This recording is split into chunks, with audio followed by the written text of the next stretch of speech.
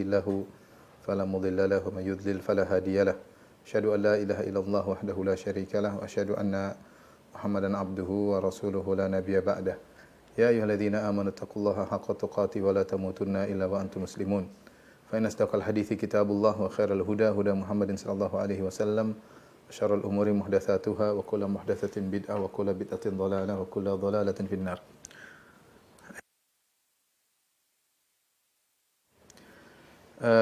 Para jamaah Majelis Taklim Al-Ittiba, ibu-ibu yang dirahmati oleh Allah Subhanahu wa taala, kita melanjutkan bahasan kita dari tafsir surat Al-Baqarah. Kita masuk pada ayat yang ke-216. Allah Subhanahu wa taala berfirman, "Kutiba alaikumul qitalu wa huwa kurhul lakum." Diwajibkan atas kalian al-qital, perangan, wa huwa kurhul lakum, padahal peperangan tersebut dibenci oleh kalian. Wa asa an takrahu syai'an wa huwa khairul lakum. Bisa jadi engkau membenci sesuatu namun ternyata itu baik bagimu. Wa asa an tuhibbu syai'an wa huwa syarrul lakum. Bisa jadi kau mencintai sesuatu namun itu buruk bagimu. Wallahu ya'lamu wa antum la ta'lamun. Allah yang tahu sementara kalian tidak mengetahui. Allah Subhanahu wa taala berfirman di sini, kutiba alaikumul qitalu wa huwa kurhul lakum. Kutiba artinya diwajibkan, ya. Dan ini dalam Al-Qur'an misalnya firman Allah Subhanahu wa taala, ya ayyuhalladzina amanu kutiba alaikumusyiyamu, ya. Wahai orang beriman, diwajibkan atas kalian puasa. Seperti juga firman Allah Subhanahu wa taala, inna sholata kanat 'alal mu'minina kitaban mauquta. Bahwasanya sungguhnya salat itu ada kitaban, waktu yang telah diwajibkan, yang telah ditentukan. Jadi kutiba maknanya adalah diwajibkan. Alaikum al-qital. Qital maksudnya adalah berperang, ya, berjihad. Dan dahulu kaum mukminin dilarang untuk berjihad, ya. Di awal dakwah Nabi sallallahu alaihi wasallam ketika masih di Mekah, kaum muslimin disiksa, sebagian mereka sampai ada yang dibunuh seperti keluarga Ammar bin Yasir, keluarga Yasir, ada yang disiksa seperti Bilal, ya. Namun tidak diwajibkan jihad ketika itu. Tapi kaum muslimin disuruh untuk bersabar sampai Nabi sallallahu alaihi wasallam melewati keluarga Yasir ketika Yasir dibunuh, istrinya Sumayyah juga dibunuh oleh Abu Jahal. Nabi hanya berkata, "Sabran ala Yasir fa inna mau'idakumul jannah." Sabarlah wahai keluarga Yasir, sungguhnya janji Allah bagi kalian adalah surga. Dan dilarang untuk berjihad ketika itu, ya. Kata Allah, "Fa'fu wasfahu hatta ya'tiyallahu bi amrih." Maafkanlah, lapanglah dada sampai Allah datangkan keputusannya. Ketika Nabi sallallahu alaihi wasallam sudah berhijrah ke kota Madinah, kemudian baru mulai diizinkan untuk membalas. Udzina lil ladzina yuqataluna bi annahum zulimu. Telah diizinkan bagi orang-orang yang diperangi untuk membalas dan sungguhnya mereka dizalimi. Sampai akhirnya Allah perintahkan untuk berperang ketika kaum muslimin sudah kuat. Baru turunlah firman ini, kutiba alaikumul qitalu, telah diwajibkan kalian berperang, berjihad. Itu ketika Nabi sudah di Madinah dan kaum muslimin sudah membentuk suatu negara kaum muslimin dan sudah memiliki kekuatan, maka diwajibkan untuk berperang melawan orang-orang musyrikin yang telah menzalimi kaum muslimin, yang mengusir kaum muslimin dari negeri mereka, yang melarang kaum muslimin untuk bisa beribadah di Masjidil Haram, maka diwajibkan berjihad setelah itu. Kata Allah, wa huwa kurhul lakum, dalam kondisi sini waw haliyah, dalam kondisi huwa, dia dibenci oleh kalian. Dan dia di sini maksudnya adalah jihad. Dibenci, wa huwa kurhul lakum, dibenci oleh kalian. Kurhun adalah masdar tapi maknanya adalah isim maf'ul. Kurhun maksudnya makruh. Dia dibenci, jihad dibenci oleh kalian. Ya. Dan terkadang masdar maknanya adalah isim maf'ul, seperti kurhun maknanya makruh, raddun artinya mardud, ya. Misalnya man amila amalan laisa alaihi amruna fa huwa raddun.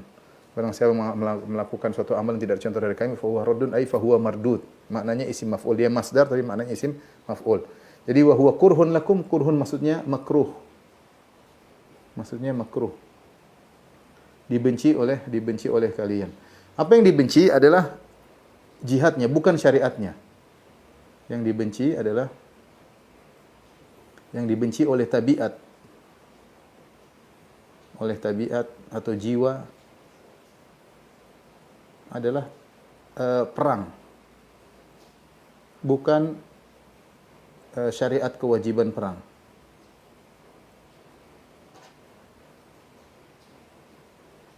Artinya Allah menjelaskan secara tabiat tidak ada yang suka namanya perang. Tidak ada yang suka melukai orang, tidak ada yang suka dilukai, berat perjalanan jauh kemudian harus menumpahkan darah musuh. Ini perkara yang tidak secara syariat, secara tabiat seorang tidak suka. Tetapi wajib bagi kalian untuk kalian lakukan, ya. Oleh karenanya ada syariat-syariat yang mungkin hati kita tidak suka, tapi sungguhnya itu baik bagi kita. Makanya setelah itu Allah berfirman, wa asa, kata Allah Subhanahu wa taala setelah itu, wa asa an takrahu syai'an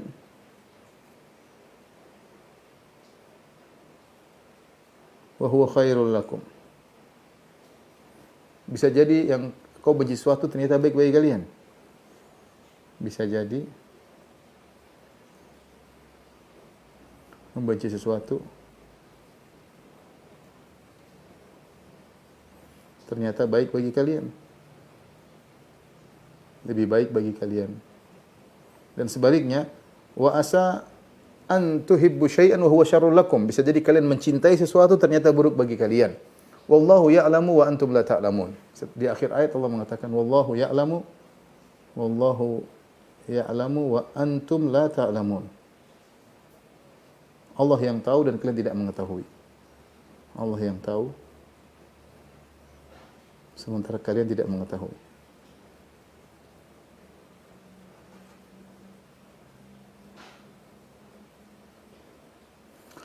Nah, ini perhatikan.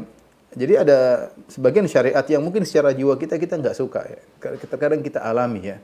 Misalnya kita laki-laki terkadang mungkin rasa malas harus ke masjid. Tapi itu syariat. Kita maunya tidur misalnya, begadang, terus sudah waktu subuh, azan berkumandang, aduh berat sekali kita mau ke masjid. Belum lagi imamnya qomatnya lama, belum lagi imamnya bacanya lama. Kita pinginnya cepat, ya. Tapi kita tahu wa asa an takrahu syai'an wa huwa khairul lakum. Bisa jadi kau benci sesuatu namun baik bagimu, maka kita berangkat. Ini contoh hal sederhana yang jiwa kita tidak suka tapi ternyata lebih baik bagi kita. Ya, kalau itu sesuai dengan syariat. Contoh misalnya banyak para wanita secara tabiat tidak suka dengan syariat ta'addud, syariat poligami. Wajar. Siapa yang ingin dimadu, siapa yang ingin cinta terbagi, siapa yang ingin hari biasanya sepekan penuh bersama suaminya ternyata harus berbagi hari dengan wanita yang lain. Wajar jika tidak suka dengan hal tersebut, tidak sesuai dengan hawa nafsu, tapi dia harus ingat wa asa an takrahu syai'an wa huwa khairul lakum. Bisa jadi kalian benci sesuatu ternyata baik bagi kalian. Baik bagi kalian. Dan ini kata Syekh Sa'di rahimahullahu taala, ini berlaku bagi seluruh perkara syariat ya. Ya. Kaidah ini berlaku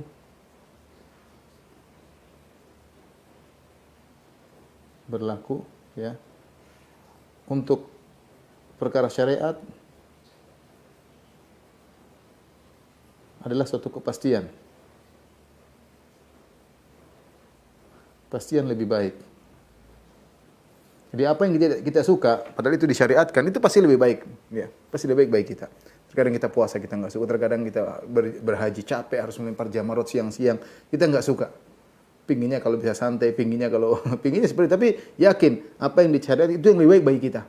Termasuk di antaranya jihad.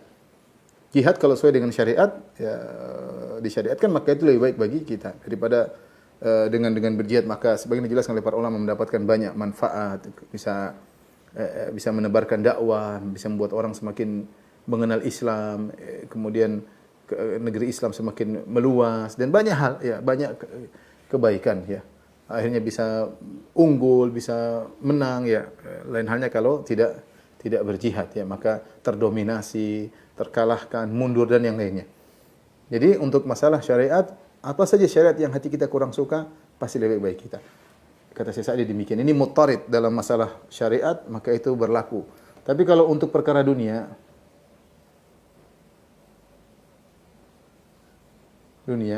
ya, Selama kita sabar, maka ini berlaku. Kalau kita nggak bersabar, belum tentu berlaku. Ya, ada hal-hal di perkara ini yang kita tidak suka. Maka bagaimana kita menghadapinya? Kalau kita bersabar,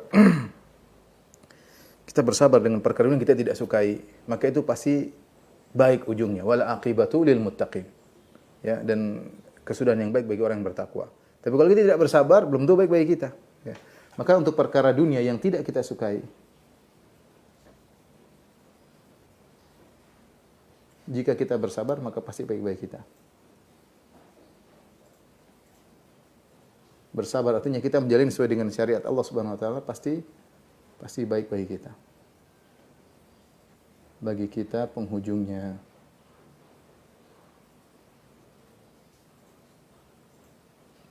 Jika kita tidak sabar, maka belum tentu baik bagi kita.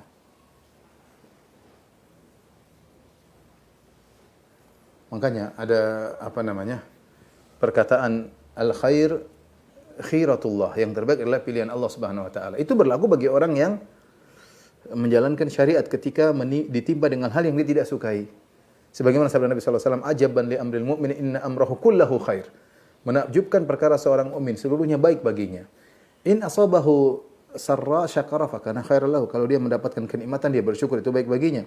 Wa in asabahu dharra sabar. Kalau ditimpa dengan perkara yang buruk, dia bersabar. Fa kana khairan lahu, maka lebih baik baginya. Maka syarat agar kita bisa menempatkan perkataan semua pilihan Allah yang terbaik, artinya jika kita bersabar menghadapinya. Kalau kita enggak bersabar, bisa jadi musibah bertambah. Bukan lebih baik bagi itu, bisa lebih buruk, semakin terpuruk. Dan banyak orang seperti itu, dikasih ujian, dia semakin parah, ya, dan semakin terpuruk, bahkan semakin jauh dari Allah Subhanahu wa taala, ya. Wa min nasi may ya'budullah ala harfin. Fa in asabahu khairun itma'anna bih wa in asabahu fitnatun inqalaba kata Allah Subhanahu wa taala, kalau dia, sebagian orang ada yang beribadah hanya di ujung-ujung saja. Ya, kalau dia mendapatkan kebaikan maka dia tenang, tapi kalau diuji dengan perkara yang buruk maka dia berbalik. Khasirat dunya wal akhirah. Maka syaratnya agar kaidah ini berlaku, wa asa an takrahu syai'an wa huwa khairul lakum. Bisa jadi yang kalian benci itu baik bagi kalian. Baik kalau perkara syariat jelas, ya, perkara dunia maka kita harus sabar menghadapinya. Ini poin penting bagi kita. Kita harus husnuzan kepada Allah Subhanahu wa taala. Saya nasihat kepada para ya kita semua, ada perkara syariat yang mungkin kita kerjakan kelihatannya tidak menyenangkan, tapi itu syariat, kita harus sabar menghadapinya. Yakin di balik itu pasti ada kebaikan, pasti ada kebaikan, ya. Ada cerita yang saya pernah ceritakan, tapi saya ceritakan kembali, ya. Jadi saya diceritakan oleh Syekh Abdul Razak hafizahullah taala. Jadi ada seorang wanita menikah dengan seorang lelaki. Kemudian dia punya teman dekat. Teman dekatnya itu cacat, tidak bisa berdiri, dia berjalan dengan merangkak. Maka dia minta izin sama suaminya, itu teman dekatnya, dia ingin menolong temannya. Akhirnya suaminya izinkan. Maka akhirnya teman perempuannya tersebut tinggal di rumahnya. Ketika tinggal di rumahnya, suaminya mengatakan gini, enggak boleh secara syar'i. Saya tiap hari melihat ini wanita, ya, saya tidak halal bagi saya. Ya, supaya dia bisa tinggal di sini dengan halal, harus dinikahi. Padahal cacat wanita itu. Akhirnya sang wanita mengizinkan. Ya, silakan nikah dengan wanita tersebut. Akhirnya suaminya menikahi temannya tersebut. Dijalani kehidupan rumah tangga.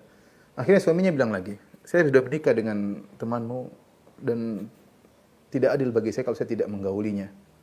Dia juga istri, ya, akhirnya diizinkan untuk digauli. Subhanallah, suaminya menggauli wanita yang cacat tadi. Ternyata wanita tadi, lihat bagaimana wanita pertama taat kepada syariat. Dia mungkin tidak suka, tapi ya jalanin aja. Ternyata wanita tersebut punya anak. Dari wanita cacat tadi, punya anak, anaknya normal. Terus anak kedua normal, kalau tidak salah anak ketiga atau anak keempat. Sampai 4 anak atau 3 anak, wanita cacat tadi meninggal dunia. Setelah meninggal dunia, akhirnya anak semuanya dipelihara oleh wanita pertama. Subhanallah, kata Syekh Abdul Razak hafizahullah taala, ini anak 4 orang sekarang, ya, kalau tidak salah mungkin di Jeddah atau di mana saya lupa, pokoknya di Arab Saudi. Ini 4 orang berlomba-lomba untuk berbakti kepada ibu mereka ini, bukan ibu kandung tapi wanita yang baik tadi, ya. Rupanya Allah Subhanahu wa taala memberikan anak-anak melewati wanita yang lain. Setelah melahirkan 4 orang anak, wanita cacat tadi meninggal. Akhirnya anak tadi dipelihara oleh Wanita ini akhirnya benar-benar dianggap sebagai ibu kandung mereka dan benar-benar berbakti sampai mereka ribut kalau sudah waktunya gantian rumah, jadi mereka saling ngantri. Pokoknya kalau sudah misalnya anak pertama, anak kedua, ketika kalau jatah anak pertama sudah habis, anak kedua sudah ngantri. Sekarang jatah ibu tinggal di rumah saya, ditunggu, nggak ada harus ibu rumah ke rumah saya. Nanti sudah di rumah kedua datang anak ketiga, pokoknya habis ini ibu ke rumah saya. Jadi ibunya pindah-pindah dari satu rumah ke rumah yang lain, hidup dengan penuh bahagia, dihormati oleh anak-anaknya. Wa asa an takrahu syai'an wa huwa khairul lakum. Bisa jadi kalian benci sesuatu, itu baik-baik kalian. Yang penting seorang husnudzon kepada Allah Subhanahu wa taala dan menjalankan syariat. Banyak syariat yang terkadang kita tidak suka ya. Tabiat manusia kita pinginnya bebas. Pinginnya semuanya boleh ya. Tapi ternyata ini enggak boleh, itu enggak boleh, ini enggak boleh. Banyak. Tapi yakin itu lebih baik bagi kita. Ya kalau kita mau disuruh bebas, kita pingin melihat apa yang pingin kita lihat, kita pingin makan apa yang kita pingin makan, kita pingin jalan-jalan, kita pingin libur ke masjid, kita pingin libur puasa. Tapi yakinlah, semua yang Allah syariatkan kepada kita, kalau itu syariat bagi kita, makin lebih baik bagi kita. Kenapa? Karena Allah Subhanahu wa taala sebutkan di akhir ayat, wallahu ya'lamu wa antum la ta'lamun. Allah yang lebih mengetahui dan kalian tidak mengetahui. Berarti ini saya Utsaimin punya faedah yang bagus dia mengatakan di sini, wallahu ya'lamu, Allah yang tahu. Perhatikan sini. Allah yang tahu. Tahu apa? Objeknya enggak disebutkan. Objek tidak disebutkan. Ini dalam kaidah tafsir, ya dijelaskan oleh Syekh Utsaimin, Syekh Sa'di gurunya rahimahumullah. Kalau objek tidak disebutkan memberikan faedah keumuman. Ya, dan ini banyak dalam Al-Qur'an ya. Allah tidak menyebutkan objek ya. Ya, seperti firman Allah Subhanahu wa taala tentang para penghuni surga, kata Allah Subhanahu wa taala, "Innal abrara lafi na'im 'alal ara'iki yanzurun." Sungguhnya orang-orang yang baik dalam kenikmatan di hari kiamat kelak, 'alal ara'iki yanzurun, dan mereka di atas dipan-dipan memandang. Memandang apa tidak disebutkan. Kata para ulama, umum mencakup seluruh pandangan yang mereka lihat, semuanya membahagiakan mereka. Di antaranya memandang wajah Allah Subhanahu wa taala. Ini contoh ketika objek di maf'ul bihnya, objeknya dihilangkan, tidak disebut dalam Al-Qur'an, berikan faedah keumuman. Wallahu ya'lamu, Allah mengetahui. Artinya banyak hal yang Allah tahu yang berkaitan dengan kebaikanmu. Yang Allah lebih tahu kebaikanmu daripada dirimu sendiri. Ya. Dan Allah lebih sayang kepada dirimu daripada dirimu sendiri sayang kepada dirimu. Allah lebih sayang kepada dirimu daripada sayang orang tuamu kepadamu. Allah lebih sayang kepada dirimu daripada dirimu terhadap dirimu sendiri. Kita enggak tahu apa yang terbaik bagi kita. Ya. Jadi, wallahu ya'lam, Allah lebih tahu. Segala hal Allah tahu yang terkait dengan kemaslahatan kita. Kita enggak tahu. Wa antum la ta'lamun, sama. Dan kalian tidak mengetahui, ini juga tidak mengetahui apa. Objeknya juga dihapus. Objeknya juga dihapus. Artinya apa? Kalian asalnya tidak tahu apa-apa. Dan Allah mengatakan, wallahu akhrajakum min butuni ummahatikum la ta'lamuna syai'an. Allah mengeluarkan kalian dari perut ibu kalian tidak mengetahui. Kita ini jahil, enggak ngerti banyak. Menurut kita ini baik bagi kita, ternyata tidak baik. Kita pun mengetahui kebaikan cuma sebagian sisi, tidak tahu secara sempurna. Yang tahu segala hal terbaik bagi kita secara komprehensif, segala sempurna adalah Allah semata. Hanya Allah Subhanahu wa taala, ya. Jangankan kita, Nabi Muhammad SAW saja terkadang menyangka suatu baik, ternyata tidak baik. Bukankah dalam beberapa ayat Allah menegur Nabi SAW? Nabi melakukan yang menurut Nabi itu yang terbaik, ternyata salah. Allah tegur Nabi dalam beberapa ayat. Kenapa? Karena wallahu ya'lamu, Allah yang lebih mengetahui dan kalian tidak mengetahui. Nah, kalau kita pikirkan hal ini, maka kita bisa husnudzon senantiasa kepada Allah Subhanahu wa taala dan kita bisa sabar dengan apa yang menimpa kita. Wa asa an takrahu syai'an wa huwa khairul lakum. Bisa jadi sesuatu yang kita tidak sukai ternyata baik bagi kita ya. Ini ayat yang pertama yang kita bahas. Jadi intinya Allah Subhanahu wa taala mewajibkan jihad kepada kaum muslimin yang jihad tersebut tidak disukai oleh hati mereka secara tabiat, bukan syariatnya tapi jihadnya tersebut, tetapi Allah sebutkan meskipun dibenci oleh kalian bisa jadi apa yang kalian benci ternyata baik bagi kalian. Sebaliknya bisa jadi apa yang kalian suka ternyata buruk bagi kalian. Allah yang lebih mengetahui dan kalian tidak mengetahui. Tapi kita lanjutkan ayat berikutnya.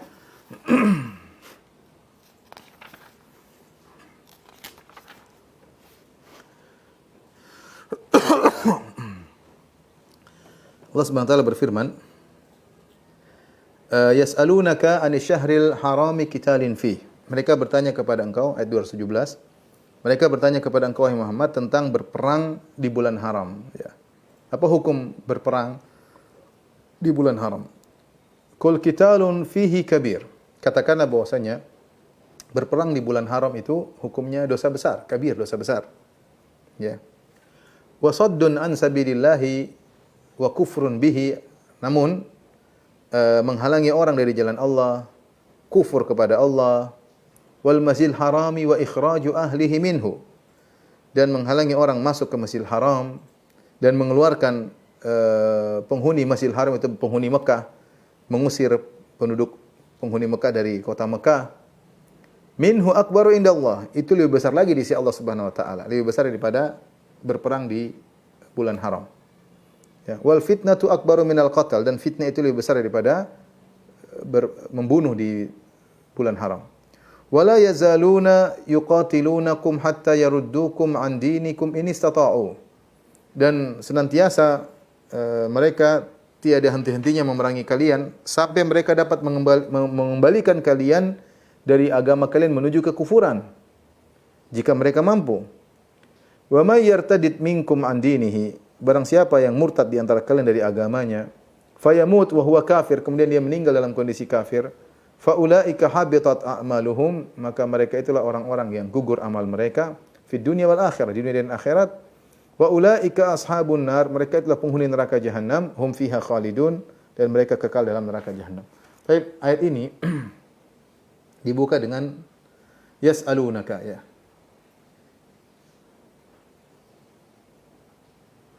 Yas'alunaka anis syahril haram qitalin fih. Mereka bertanya kepada engkau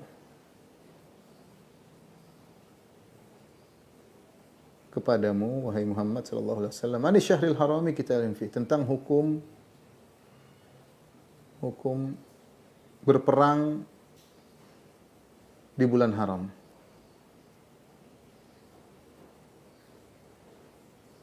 Di bulan haram.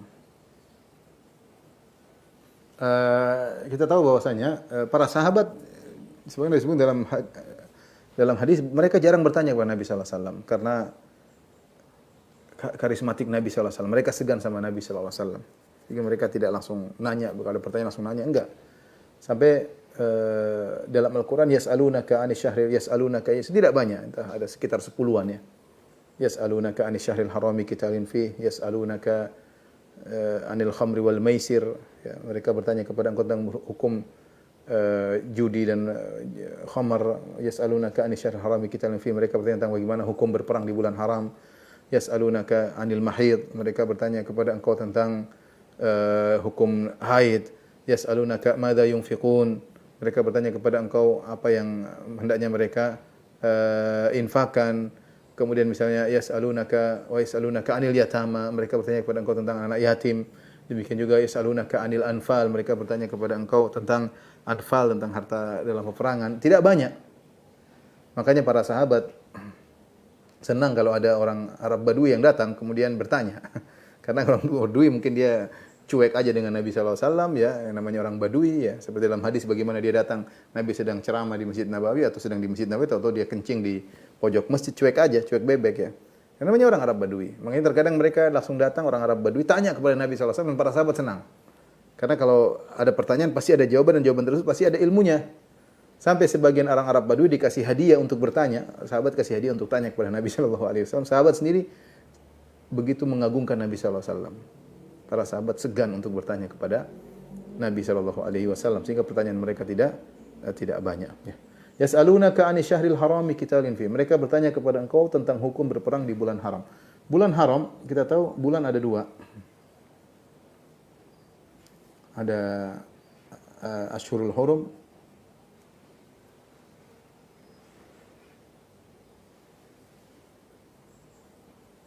ada bulan bukan haram.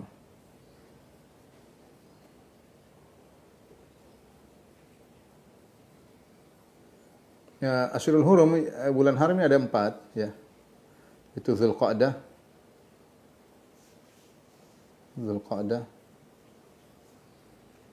Dzulhijjah, kemudian Muharram, kemudian Rajab.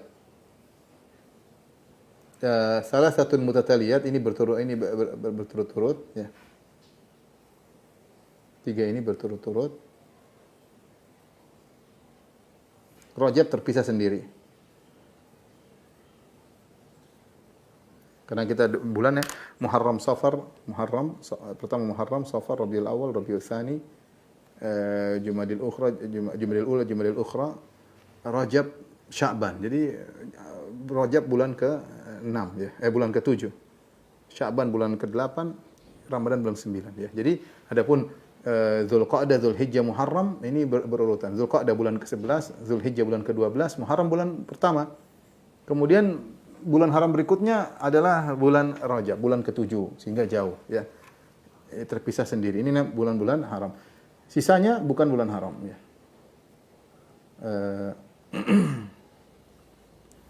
6 bulan yang lain, 8 bulan yang lain. Yang lainnya, ini bukan bulan haram. Nah, bulan haram ini ada ketentuannya, di antaranya tidak boleh berperang di bulan haram. Tidak boleh berperang di bulan haram. Ini sudah berlaku, ketentuan tidak boleh berperang di bulan haram ini sudah diakui oleh orang jahiliyah dahulu. Tidak boleh menumpahkan darah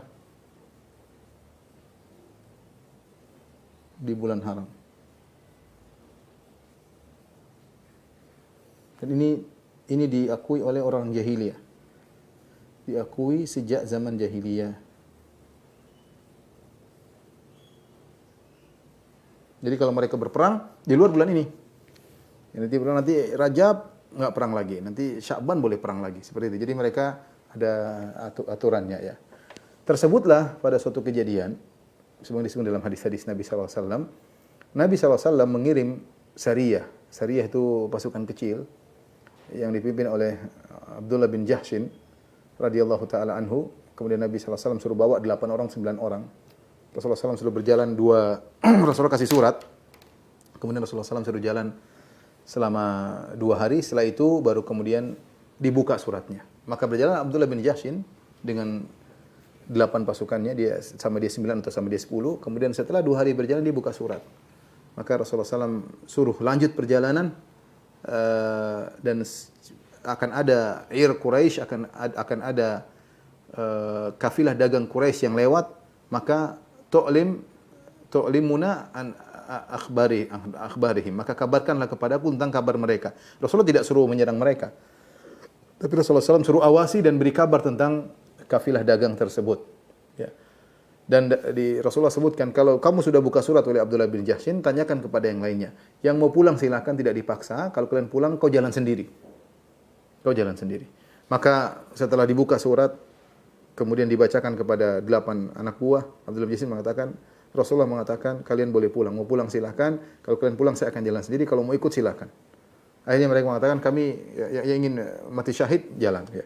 Akhirnya mereka mengatakan, kami ingin apa yang kau ingin juga. Nargob bima matargob. Kami ingin. Akhirnya mereka semuanya berjalan.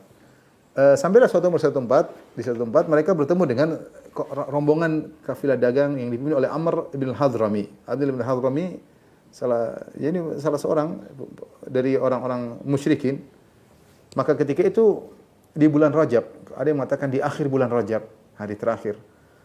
Maka akhirnya diseranglah oleh Abdullah bin Jahshin dan akhirnya Amr bin Hadrami ini dibunuh.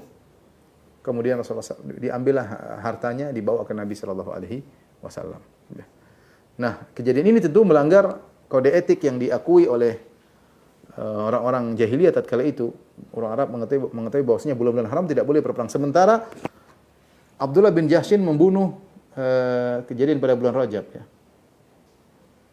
Jadi Abdullah bin Jahshin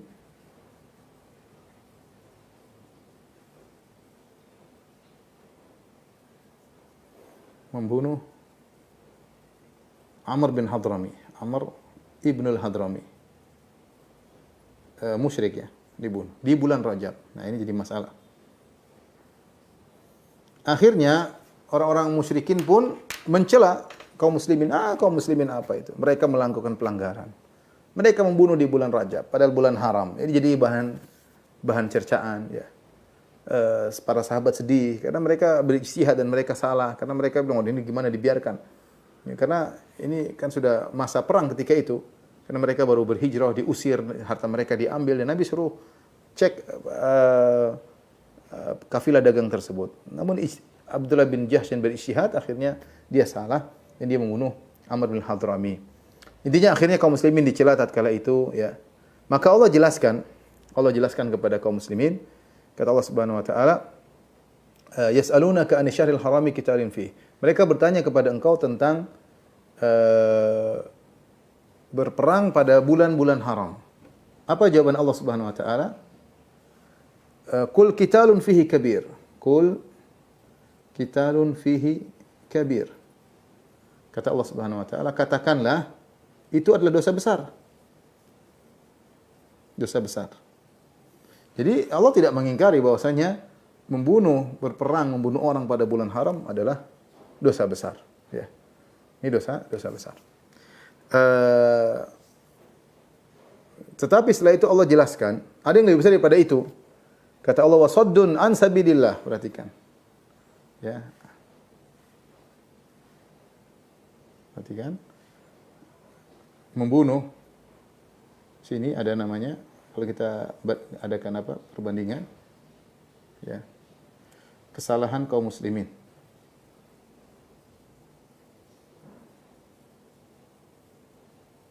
Kesalahan kaum musyrikin.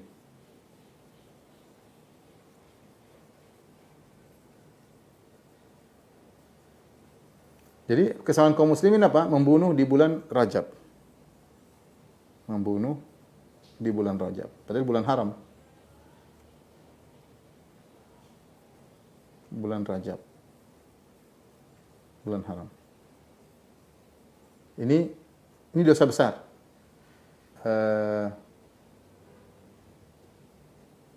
Tidak diragukan ini adalah dosa besar. Kata Allah Subhanahu wa taala, qitalun fi kul qitalun fihi kabir.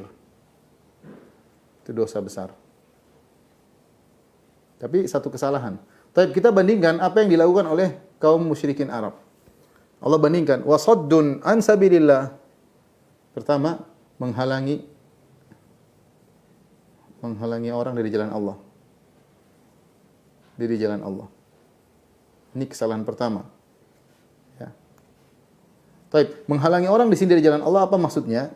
Bisa maknanya wasaddun an sabilillah, sad bisa jadi fi'il lazim, bisa jadi fi'il mutaaddi. Dan ini dalam bahasa Arab saddun bisa fi'il lazim, fi'il mutaaddi. Lazim maksudnya tidak memerlukan objek dan mutaaddi memerlukan objek. Artinya menghalangi dari jalan Allah bisa jadi artinya menghalangi diri sendiri.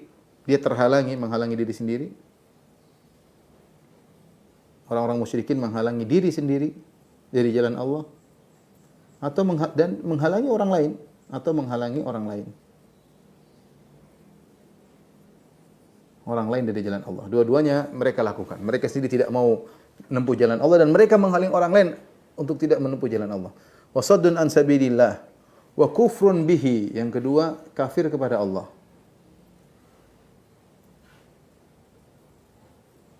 Kafir kepada Allah. Yang ketiga kesalahan mereka wal masjidil harami wa ikhraju ahlihi minhu. Ya, wa kufrun bihi wal masjidil haram. Yang ketiga menghalangi orang dari Masjidil Haram. Orang ingin beribadah dari Masjidil Haram. Yang keempat kesalahan mereka adalah wa ikhraju ahlihi minhu, mengusir penduduk Masjidil Haram. Masjidil Haram maksudnya Mekah, ya. Tanah haram maksudnya. Tanah haram.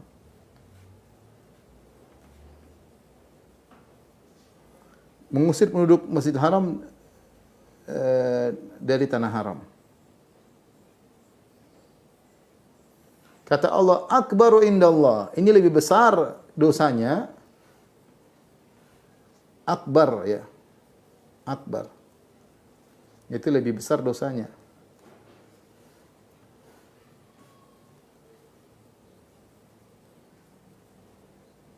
dosanya daripada ini. Daripada membunuh di bulan haram. Membunuh di bulan haram. Jadi dengan turun ayat ini Allah membantah orang musyrikin yang mereka mengejek kaum muslimin. Kalian membunuh orang di bulan haram. Salah. Allah tidak mengatakan itu benar. Allah mengatakan salah. Makanya disebutkan Nabi SAW membayar diat atas terbunuhnya Amr bin Hadrami. Rasulullah SAW kembalikan harta rampasan tersebut, dikembalikan. Memang salah. Tapi kalian jangan mengejek kita. Kalian lebih parah. Kesalahan yang kalian lakukan oleh kaum musyrikin Arab, orang Quraisy, parah. Yang pertama, kalian menghalangi dari jalan Allah. Kalian sendiri tidak beriman kepada Allah, kalian musyrikin. Bahkan kalian menghalangi orang untuk bertauhid kepada Allah Subhanahu wa taala. Kalian kafir kepada Allah Subhanahu wa taala. Kufran. Kalian menghalangi orang dari Masjidil Haram. Orang tidak boleh dari Masjidil Haram. Bahkan kalian mengusir penduduk tanah haram, yaitu para sahabat Nabi SAW. Para sahabat disuruh keluar dari tanah haram. Akhirnya mereka harus berhijrah. Ini semua masing-masing ini lebih besar dosanya daripada ini masing-masing dosanya lebih besar ya. Masing-masing dari 4 perkara ini. Perkara ini dosanya lebih besar daripada membunuh di bulan haram. Apalagi terkumpul 4 perkara tersebut. Ya, makanya setelah itu Allah mengatakan wal fitnatu akbaru minal qatl. Dan fitnah lebih besar daripada dosanya lebih besar daripada pembunuhan. Fitnah tersebut wal fitnatu akbaru minal qatl, ada yang mengatakan fitnah maksudnya adalah kesyirikan, ada yang mengatakan kekufuran, ada yang mengatakan mengganggu kaum muslimin dengan mengusir mereka, lebih besar daripada pembunuhan yang terjadi di bulan haram. Ini dalil bahwasanya dosa besar bertingkat-tingkat ya. Akbar, kata Allah, akbar indallah ya. Wal fitnatu wal fitnatu akbar minal qatl, dan juga akbar minhu akbar indallah, menunjukkan dosa besar juga bertingkat-tingkat.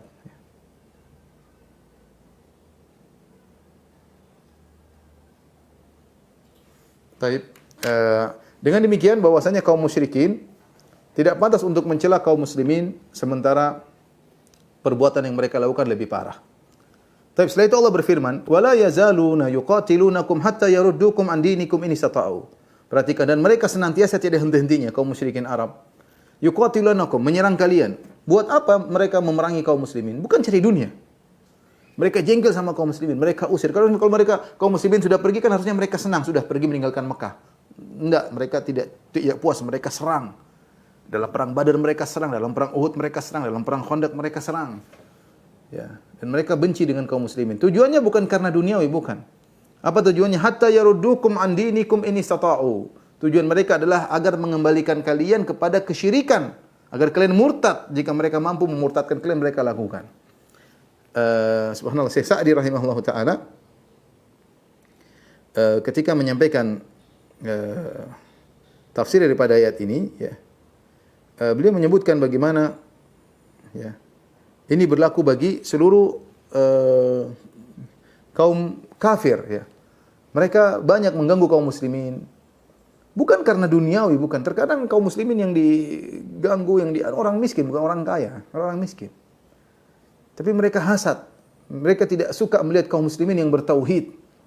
Mereka tidak suka melihat kaum muslimin wanita kaum muslimin berjilbab. Mereka tidak suka kaum muslimin yang pergi ke masjid beribadah 5 kali sehari kepada Allah Subhanahu wa taala. Mereka tidak suka melihat kaum muslimin yang berpuasa, mereka benci. Mereka tidak suka dengan tauhid. Kaum muslimin rata-rata zaman sekarang bukan orang miskin-miskin rata-rata. Tapi kalau sudah minoritas biasanya terintimidasi, terganggu ya.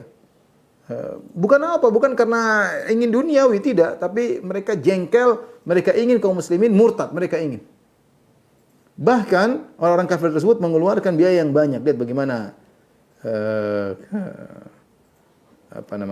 pendakwah-pendakwah yang ingin menjadikan kaum muslimin murtad, sampai mereka dikirim ke kampung-kampung, daerah-daerah dengan uang yang banyak. Kalau berhasil memurtadkan seorang muslim akan dapat bonus dari pusat sekian-sekian, ya. Allah telah berfirman, "Innal ladzina kafaru yunfiquna amwalahum liyasuddu an sabilillah." Orang-orang kafir mereka berinfak, ya, untuk menghalangi orang dari jalan Allah. Jadi mereka ingin orang muslim itu, kaum muslimin murtad, mereka senang. Padahal tidak ada kenikmatan dunia yang mereka dapat, tapi mereka karena melampiaskan kejengkelan, hasad mereka bisa terlampiaskan. Wala yazaluna yuqatilunakum hatta yaruddukum an dinikum. Dan mereka senantiasa tidak henti-hentinya untuk meraih kalian harta agar mereka bisa mengembalikan kalian kepada kemurtadan. Allah ingatkan kepada kaum muslimin, "Wa may yartadi minkum an dinihi fayamut wa huwa kafir." Siapa di antara kalian yang meninggal dalam kondisi kafir, ya.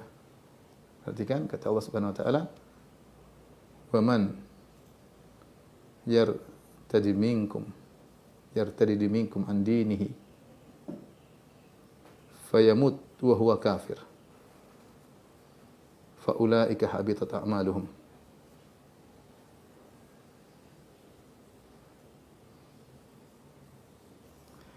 Siapa di antara kalian, ya, yang murtad dari agamanya, dari Islam maksudnya, murtad dari Islam,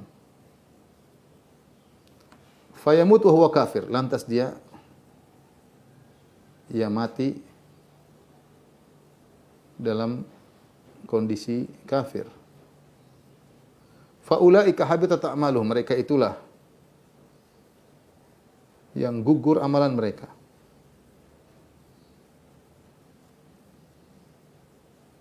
Fa ulaika habitat a'maluhum fid dunya wal akhirah, di dunia maupun di akhirat, wa ulaika ashabun nar hum fiha khalidun. Gugur amal mereka di dunia dan di akhirat. Wa ulaika ashabun nar hum fiha khalidun, mereka kekal di neraka, intinya kekal di neraka. Taib, di sini Allah mengingatkan hati-hati kaum muslimin jangan sampai murtad. Ya. Peringatan dari Allah. Ya. Artinya kaum kafir, ya, tidak henti-hentinya menghalangi kaum muslimin dari jalan Allah, ingin memurtadkan. Ya. Tadi di antara perbuatan mereka wasaddun an sabilillah, mereka menghalangi dari jalan Allah. Dan saddun an sabilillah ini banyak yang mereka lakukan. Bagaimana cara menghalangi seorang dari jalan Allah dengan dibuatkan orang-orang kafir kan masuk ke negeri kaum muslimin, dibuatlah hiburan-hiburan yang buat orang tidak ingat kepada Allah. Dibuatlah hiburan-hiburan, dibuatlah film-film, ya. Dibuatlah permainan-permainan yang buat orang lari dari Allah Subhanahu wa taala. Dari sisi kelezatan dunia. Ya, orang banyak tenggelam dengan dunia, lupa dengan akhirat. Dari sisi yang lain, dari sisi syubhat yang disampaikan, syubhat, pikiran-pikiran, keraguan terhadap Islam, liberal, macam-macam. Ini semua menghalangi di jalan Allah. Dosa besar. Ya. Dosa besar. Ya. Itu cita-cita mereka, ingin agar kita meninggalkan Islam. Dengan perlahan-perlahan, ya. KTP-nya Islam, tapi hati Islam dalam hatinya tidak ada. Benci dengan agamanya sendiri, ingin bebas dengan liberalnya dan macam-macamnya. Ya. Maka Allah ingatkan, hati-hati, karena ini mereka tidak berhenti-berhenti. Wala yazaluna, senantiasa. Maka Allah mengatakan, wa may yartadid minkum an dinihi, siapa di antara kalian yang murtad, hati-hati. Fayamut wa huwa kafir, kemudian dia meninggal dalam kondisi kafir. Jadi siapa yang murtad kemudian mati kafir, maka amalnya gugur semuanya. Ini syaratnya. Mati dalam kondisi kafir. Ya. Artinya apa? Jika tidak demikian, maka tidak gugur amalannya. Ini ada khilaf antara mazhab Syafi'i dengan mazhab Maliki. Jadi mazhab Maliki memandang kalau seorang murtad otomatis gugur amal dia.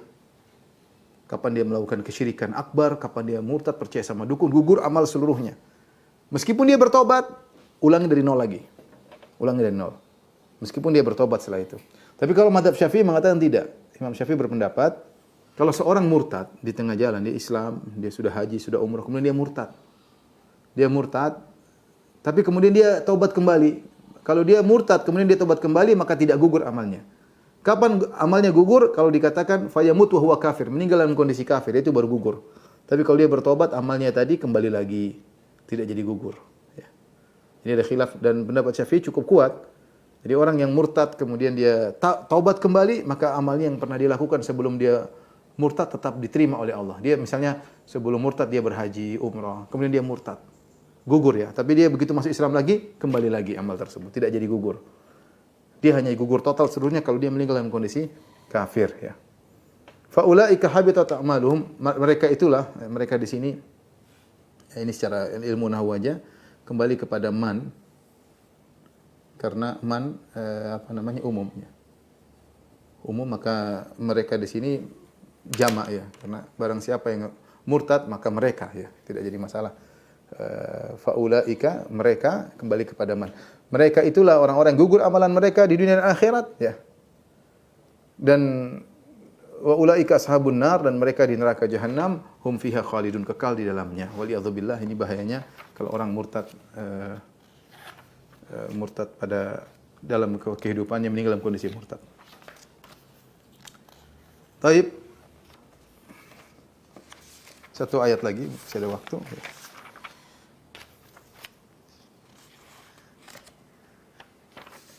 Allah Subhanahu wa taala berfirman, "Innal ladzina amanu" ya.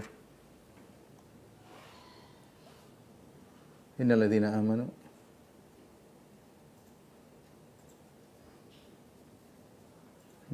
amanu wal ladzina hajaru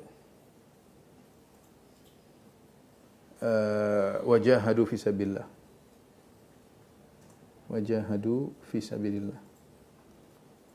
Ulaika yarjuna rahmatullah.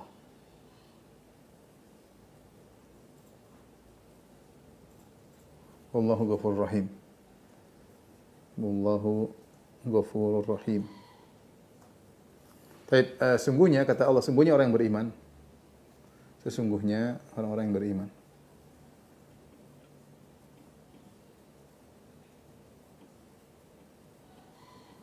Walladzina hajaru, dan orang-orang yang berhijrah.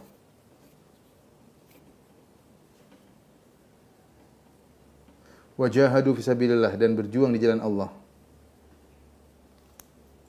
Berjihad di jalan Allah.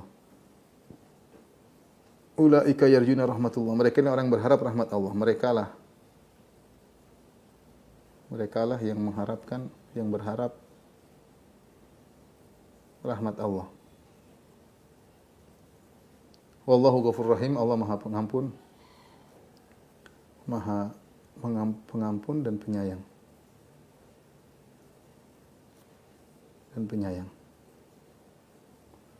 Baik, di sini Allah menyebutkan 3 amal yang luar biasa. Yang pertama, amal pertama iman. Kemudian amal yang kedua adalah hijrah. Amal ketiga adalah jihad. Tapi semuanya harus di jalan Allah, karena Allah, harus ikhlas. Baik, iman jelas ya, ini adalah landasan membedakan antara kafir dengan mukmin dengan iman. Membedakan antara orang yang masuk surga dengan masuk neraka adalah dengan iman. Iman adalah landasan. Dengan iman seorang akan berbahagia, dengan beriman seorang akan tentram ya. Dia beriman. Yang kemudian di atas iman tersebut dia berhijrah. Hijrah kita tahu ada artinya meninggalkan. Hijrah artinya secara bahasa meninggalkan. Jadi ada dua bentuk, yaitu meninggalkan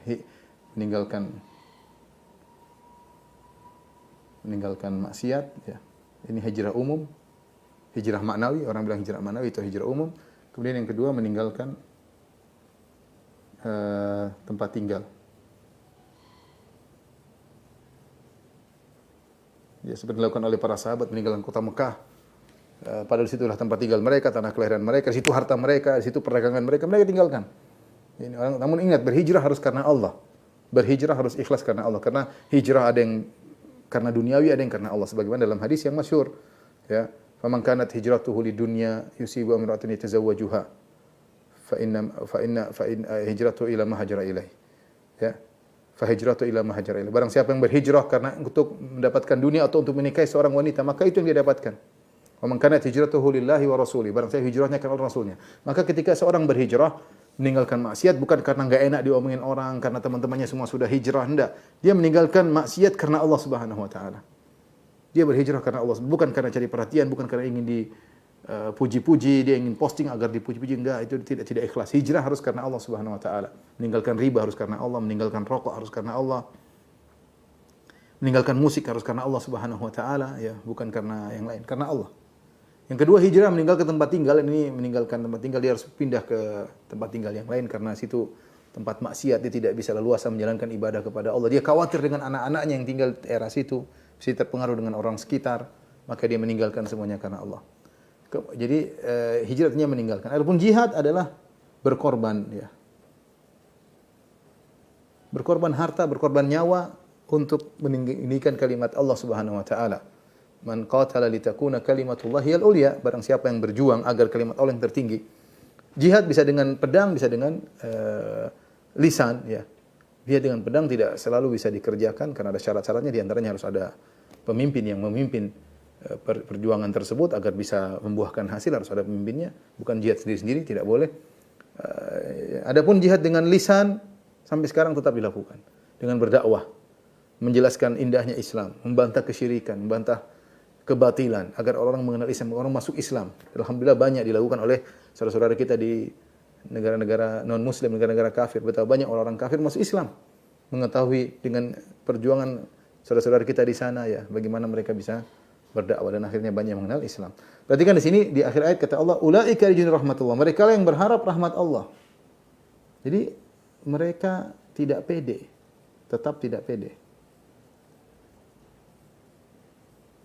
Namun tetap husnudzon. Husnudzon kepada Allah. Ya. Maksudnya apa? Mereka sudah beriman, sudah berjihad, sudah berhijrah, tetap aja mereka berharap rahmat Allah. Namanya, ini menunjukkan namanya kita berharap itu harus melakukan sebab. Pingin punya anak, ya nikah, terus digauli istrinya, berdoa semoga punya anak. Jangan pingin punya anak tapi tidak menikah, ini gimana? Nunggu mukjizat lagi. Ya. Sama, mereka ini mengharap rahmat Allah setelah mereka melakukan amal soleh. Mereka beriman, mereka berhijrah, mereka berjihad. Mereka tidak pede, tidak sombong, tidak ujub. Mereka tetap berharap rahmat Allah Subhanahu wa taala. Tapi husnudzon, Allah akan merahmati mereka dan mereka lebih berhak untuk mendapatkan rahmat Allah. Tapi Allah gambarkan bahwasanya mereka ini tidak pede, bukan ujub, tidak pede, tidak ujub. Ya. Tetapi mereka tetap husnudzon kepada Allah. Maka seorang jangan terpedaya dengan amalnya, terpesona dengan amalnya, merasa amalnya hebat. Mereka ini saja Allah mengatakan tetap berharap. Jangan sombong dengan apa yang sudah kita lakukan, jangan ujub apa yang kita lakukan. Allah tutup dengan ayatnya terakhir, wallahu ghafurur rahim. Allah Maha Pengampun lagi Maha Penyayang. Di sini ada dua tafsiran, ya. Kenapa Allah tutup dengan Allah Ghafurur Rahim? Allah Maha Pengampun. Seakan-akan mereka melakukan maksiat. Padahal mereka tidak maksiat, mereka justru beramal saleh. Kenapa Allah katakan Allah Maha Pengampun? Syekh Utsaimin mengatakan karena ketika beramal pasti ada kekurangan.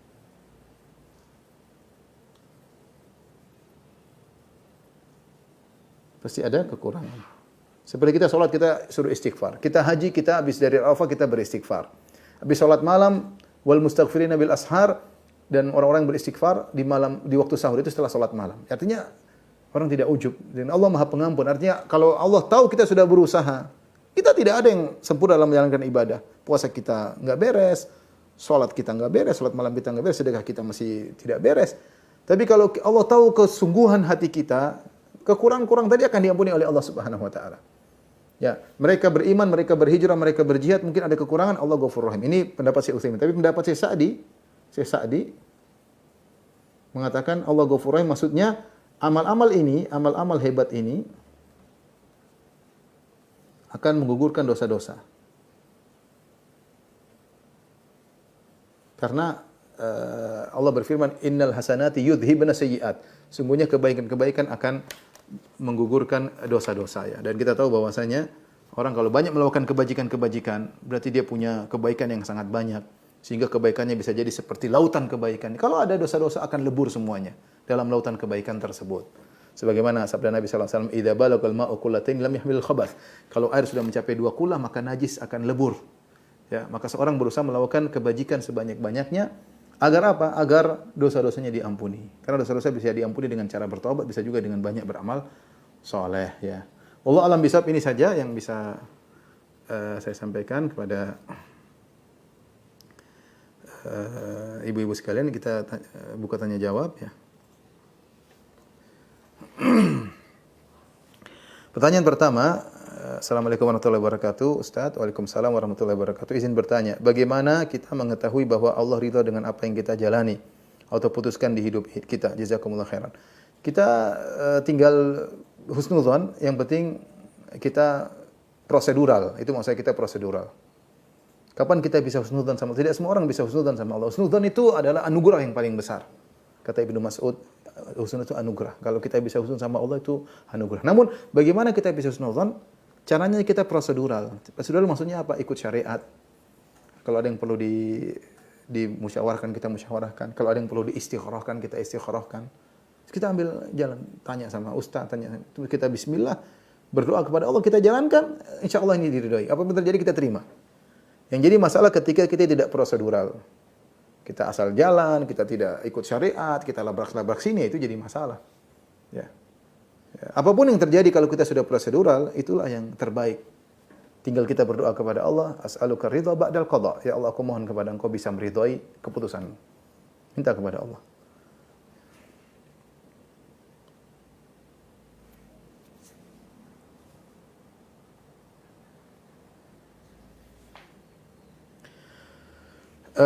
Assalamualaikum warahmatullahi wabarakatuh. Waalaikumsalam warahmatullahi wabarakatuh. Semoga Allah selalu merahmati dan berkahi Ustaz dan keluarga. Amin. Apakah berselisih dengan saudara ipar juga berarti memutuskan silaturahmi kita? Jika kita berusaha memperbaiki hubungan dengan sering memberi hadiah, makan dan lain-lain, apakah kita bisa sebut sebagai sarana menyambung silaturahmi? Mohon nasihatnya. Jazakallahu khairan. Ya benar. Jadi kita ketika dengan ipar kita, secara rahim tidak, tapi dia kerabat. Ipar itu kerabat ya. Kita jangan cari masalah sama ipar kita. Tapi kalau rahim, kita bilang kerabat bertingkat-tingkat. Kerabat yang paling utama adalah yang rahim. Rahim itu senasab. Adik kita, kakak kita itu, tante kita itu rahim kita. Kita punya kerabat dari sisi bil musaharah. Musaharah dengan pernikahan itu ipar kita, mertua kita. Yang ketiga, kita punya kekerabatan dengan radha'ah, dengan sepersusuan. Ini semua kita jaga. Rahim ini yang paling utama yang senasab dengan kita. Ipar bukan rahim kita secara rahim, tapi kita disuruh untuk menjaga kekerabatan karena dia adalah berkerabat dengan kita karena pernikahan. Maka sabar, hidup ini cuma sebentar, kita maafin deh ya. Allah mengatakan wa inna sa'ata la'atiyatun fasfahi safhal jamil. Sungguhnya hari kiamat akan tiba, maka maafkanlah ya. Sudah, kita tidak usah terlalu dendam. Mungkin dia yang salah, kita ya sudah, kita minta maaf ya. Kita kasih hadiah, ingin hidup tenteram. Ya. Kalau kita sudah berusaha mendekat, sudah kasih dia tetap bermusuhan, ya cuekin aja, nggak ada masalah. Toh itu bukan rahim kita. Tetapi kita menjaga, karena dia ipar kita, kita menjaga saudara kita. Dia mungkin suami adik kita atau suami kakak kita. Kita ingin hubungan kita dengan adik kita baik. Ya, karena kalau kita berhubungan buruk sama ipar, nanti pengaruhnya kita dengan adik kita. Sehingga rahim bisa terputus. Jadi apa yang dilakukan oleh penanya sudah baik dengan memberikan makanan, hadiah itu lakukan terus dan niat karena Allah Subhanahu wa taala, dan jangan ikuti ego. Ego ini hanyalah iblis ingin kita ribut ya. Ustaz, barakallahu fikum barakallah. Jika ada alat musik di dalam rumah yang dimiliki anak kita, apa kita ikut mendapatkan dosanya? Kami sudah bertahun-tahun mendakwai anak-anak kami, qadarullah sampai sekarang anak kami belum menerimanya. Apa yang harus kami lakukan?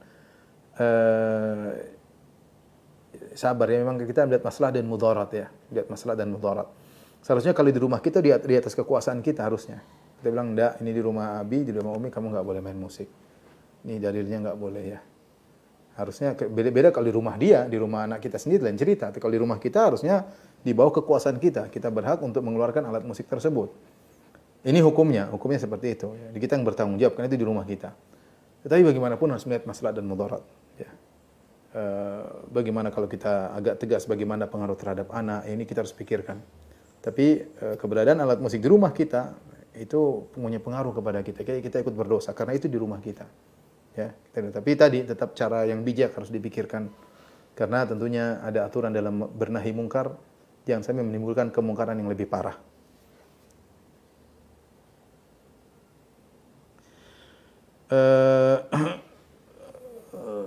Pak Ustadz, semoga Allah selalu memuliakan dan melindungi Pak Ustadz dan keluarga, amin, panitia dan kaum muslimin dimanapun, amin ya rabbal alamin. Pak Ustadz mohon nasihat dan arahannya. Ana istri kedua, suami ana tidak pulang dan tidak menafkahi sudah 4 bulan ini. Setiap hari dalam 4 bulan ini ana minta maaf dan salam tidak ada respon satupun. Suami ana marah karena suatu hal yang sebenarnya hal tersebut adalah merupakan tanggung jawabnya sebagai pemimpin poligami dan merupakan perjanjian pranikah yang telah disepakati. Ana akhirnya memberitahu istri pertama setelah 3 tahun pernikahan. Sekarang apa yang harus ana lakukan ya Ustadz? Apakah diam saja sabar? Sampai saat ini ana tidak menceritakan apa yang suami ana lakukan terhadap ana kepada orang tua dan wali ana. Tidak ada satupun keluarga dari suami yang mengetahui tentang poligami ini. Jazakumullah khairan. Saya bilang sabar, ambil hatinya, meskipun suami mungkin tidak jawab, tapi mungkin bisa kirim suara, bisa apa namanya, ya ini berat ya, berat. Posisi anti sebagai istri kedua, kondisinya seperti ini memang berat. Ini ujian hidup ya, ujian hidup. Pastinya maksud saya laksanakan dengan semaksimal mungkin, ambil hati suami ya. Meskipun suami yang salah, kita yang mengalah ya, sebagai istri mengalah. Sampai pada titik memang sudah tidak bisa dilanjutkan. Ini perlu konsultasi lebih jauh, mungkin nanti ketemu dengan ustadz bisa ditanyakan ya, karena seperti ini saya tidak bisa beri jawaban. Tapi intinya saya cuma kasih katakan sabar menghadapi permasalahan, berusaha mengambil hati suami sebisa mungkin, meskipun dia tidak jawab, tidak respon, mungkin tetap WA berjalan atau kirim voice note dan yang lainnya. Dan berdoa kepada Allah. Jangan lupa bangun malam berdoa kepada Allah. Allah merubah hati manusia. Berdoa kepada ya Allah yang membolak-balikkan manusia, jadikanlah hati suamiku kembali kepadaku. Misalnya berdoa seperti itu. Nanti ada tahapan di mana kalau itu sudah berusaha berbulan-bulan mungkin tidak ada perubahan, ya mungkin bisa dipikirkan langkah yang lain. Ustadz, ahyakumullah, makna perang yang diharamkan di bulan haram apakah hanya perang secara fisik? Karena zaman sekarang ini perang bisa dilakukan di media sosial. Misalnya dengan saling berdebat satu masalah di media sosial.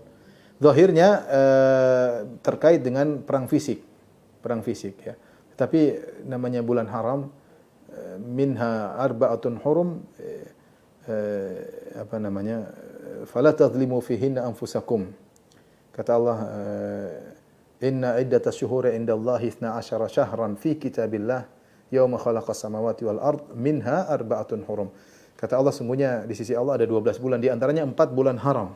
Fala tazlimu fihinna anfusakum. Maka jangan kalian mendolimi diri kalian di bulan tersebut. Jangan kalian bermaksiat, maksudnya. Maksiat di bulan haram lebih parah daripada bulan-bulan biasa. Meskipun yang dilarang adalah perang secara fisik, tapi kita harus jaga diri, jangan sampai kita perang di media sosial, kita berbuat zalim. Ternyata kita mencaci maki orang. Tapi kalau kita membantah syubhat, enggak dilarang, bukan fisik.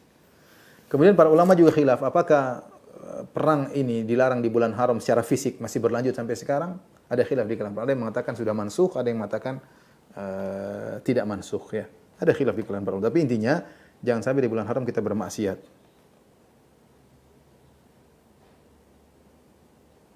Apakah jika istri beda agama tanpa ada niat waktu menikah mau masuk Islam dan suaminya juga tidak mengajak untuk masuk Islam, perkawin tetap sah? Iya, tetap sah jika istrinya ahlul kitab, Yahudiyah atau Nasraniyah. Itu wanita Yahudi, itu wanita Nasrani. Kalau seorang lelaki muslim menikahinya, meskipun dia tidak masuk Islam, maka tetap sah pernikahan tersebut. Tetapi dengan syarat suami harus menjaga anak-anak, jangan sampai anak-anaknya ikut agama ibunya. Anak-anak tanggung jawab dia, ya. Yang seperti ini pertanyaan berikutnya, bagaimana hukumnya seorang suami muslim dalam perkawinan beda agama, suami biarkan anak-anaknya ketika sudah dewasa memilih agama yang ia yakini. Ini enggak benar, dia harus didik dan anak sejak awal. Didik tentang tauhid, didik. Ini kejadian ada sebagian orang punya istri Yahudi. Tinggal di luar negeri, di negara kafir, istri Yahudi, Yahudinya taat, repot. Ya. Yahudi sulit, masuk Islam berat, tapi bisa saja. Tapi dia punya agama rasis. Ya, jangan sampai anaknya kemudian terpengaruh ya. Makanya ini rawannya seorang muslim menikah dengan wanita yang kitabiyah, ahlul kitab. Kecuali sang lelaki memiliki ilmu agama yang kuat, memiliki wawasan ilmu yang kuat, tauhidnya benar, ini mungkin dia bisa mendidik anak-anak. Kalau kemudian dia asal hanya yang penting sah, kemudian anaknya tidak dipedulikan, anaknya dididik oleh ibunya, dia punya tanggung jawab di hadapan Allah Subhanahu wa taala. Allah berfirman, "Qu anfusakum wa ahlikum nara." Jaga diri kalian, keluarga kalian dari neraka jahanam. Tapi demikian saja Ibu Majelis Taklim Al-Ittiba yang dirahmati Allah Subhanahu wa taala. Insyaallah kita lanjutkan pada kesempatan yang lain. Kurang bisa mohon maaf. Wabillahi taufiq. Assalamualaikum warahmatullahi wabarakatuh.